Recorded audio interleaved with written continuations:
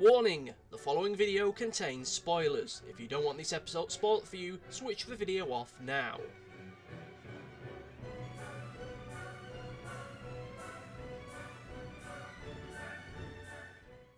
Oh my gosh, turns out Kirishima's hair isn't naturally red. Oh, the drama! Okay, so enough wackiness and silliness, let's actually get to the meat of the review itself. This week's episode was an episode focused around Kirishima, another one. Okay, so let's just go with that. This is an episode which is more of an origin story for him, learning about his development and his growth and his desire to become a pro hero, and the development of his confidence to do that, as well as the development of his hero philosophy. His manliness and his desire to be manly, which if I am to be arty-farty for just a moment, I feel that his pursuit for manliness is more his interpretation of chivalry and honour, to be a protector and a role model, rather than the stereotypical pop culture interpretation of manliness being punching bears, drinking beer, eating red meat and having a beard you can hide a beaver in. His interpretation of it feels more like a mantra for heroism and a mantra that he's going to follow to become a hero. This origin for this kind of heroic mantra seems to come from his love and adoration for the retro hero Crimson Riot, which is really neat. It's good to see how actually heroes are influencing others that aren't All Might. I mean, All Might is the one we always go to, and it's kind of a shame that we aren't going to see Red Riot, because I think that he's dead at this point, but you know what, I'm kind of at the same time glad he isn't, because we don't need another All Might-like character. One All Might is perfectly fine by me, and the one that we've got is perfectly fine. We don't need another angrier-looking version of him, to be honest with you. With that said, he seems like an awesome guy, and I would really like to see some kind of flashback sequence where we see him alive, or maybe a prequel series where we get to see him doing stuff whilst All Might is learning to become a hero himself, but that's a whole other discussion for a whole other time. So what was neat to see in this episode is that Mina and Kirishima went to the same high school. Okay, great, that's a neat addition, a nice little bit of fluff, a nice little addition to the show itself. It was really nice to see Mina actually doing something this series, because she hasn't done bugger all. But I feel that that's a major problem this series has had overall, that the extended cast that we have has done next to bugger all as it is. But you know what? Seeing her again doing something cool and impressive and funny, that was okay by me. And of course, with this week's episode, we did get to see the extent of Fat Gum's powers. I just thought his ability was he could absorb damage but not reflect it back. Turns out he can reflect it back in such an impressive and amazing style that he made him not the fat now. He's no longer a thick boy, he's now a thin boy. And unless there's some kind of all-you-can-eat buffet hiding around the corner, he's probably out of commission now for the rest of this particular little storyline. Along with Sun Eater, who has now passed out, and Kirishima, who's now just managed to mangle his entire body, being a human shield for two different heroes. You know, I'll take my hat off to this series if I had one. It really does show people getting messed up and mangled up, so that's always a good thing in my book. Well, not the actual mangling up, but the actual thing of them actually being consequences for their actions in a way which doesn't make it look like they just get covered in soot and grime, as in other shows I've been watching recently. But you know what, I'll take it. I mean, it shows some kind of consequences for their actions and the actions of the villains themselves.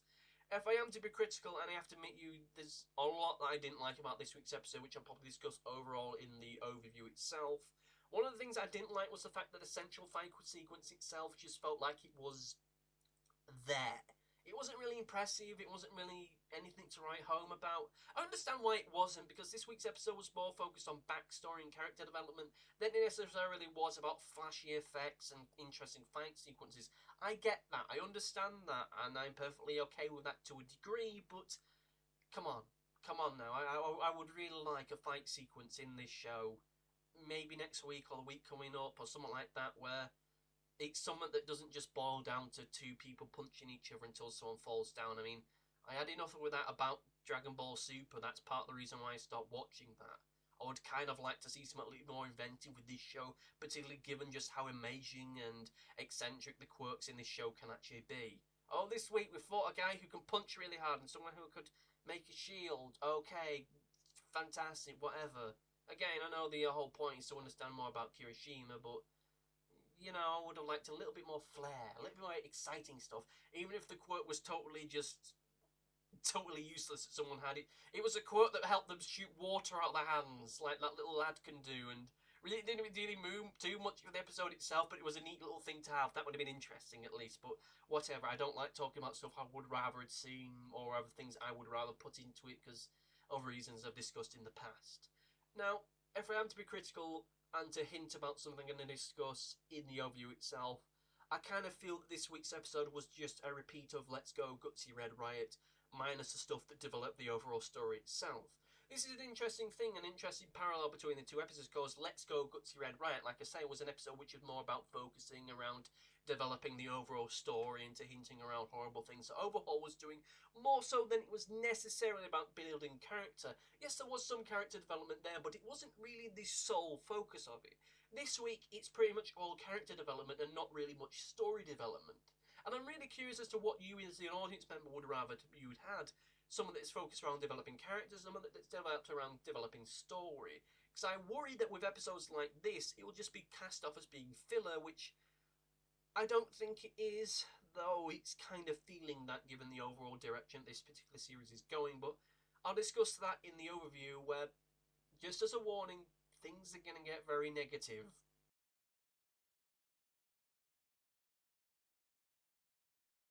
Okay, so now the overview. What did I think about the episode as a whole? And as a whole, I thought that it was okay. Really just okay. I mean, I love the character development with Kirishima. I love learning about his backstory and his hero philosophy, learning a little bit more about Crimson Riot. I did enjoy seeing Fat Gum using the fullness of his powers, but at the end of the day, it's just Let's Go Gusty Red Riot, or rather Let's Go Gutsy Red Riot, which is focused more about character development than his story development. It's just a mirrored, inverted version of it, which is, in and of itself, it would be okay. In and of itself, this episode would be fantastic and great, but its overall placement in the series itself, which is kind of bending my head a little bit. Look, if I'm going to be honest with you, I'm getting really fucking fed up of the "let's go save Eri" plotline bit. I mean, we've been doing it now for almost a month. Next week will be the 4th episode, the 4th week where we've been doing this. And at the end of the day, either she's going to get saved and probably recaptured later on, or they're going to fail to capture it and something horrible is going to happen to one of our characters. And at this point, it feels like we're just delaying the inevitable of it. We all know what's going to happen. Anyone with any kind of inkling about narrative development, whether that is Western narrative development, Eastern narrative development, Japanese, British, American, French, Russian, German, or anything, knows what's going to happen with this storyline. We all know it, so there's no point delaying the inevitable, because at this point it feels like padding. It isn't, but it feels like that. It feels like padding because this is the 2nd episode in a row which has been focused around backstory and letting us know about our characters in and of themselves, their history, their origins, their philosophies. And that stuff is great, but to have it every week makes the actual impact of that feel increasingly less.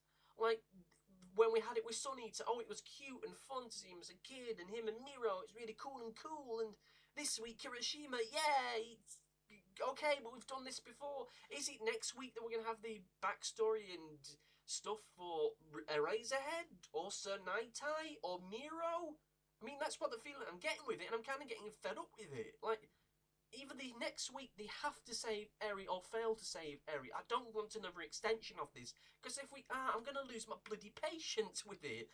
Of course, on the same hand, next week if they do fail to save Eri and something horrible happens, that means we're going to Christmas feeling horrible and nasty, but, you know, whatever.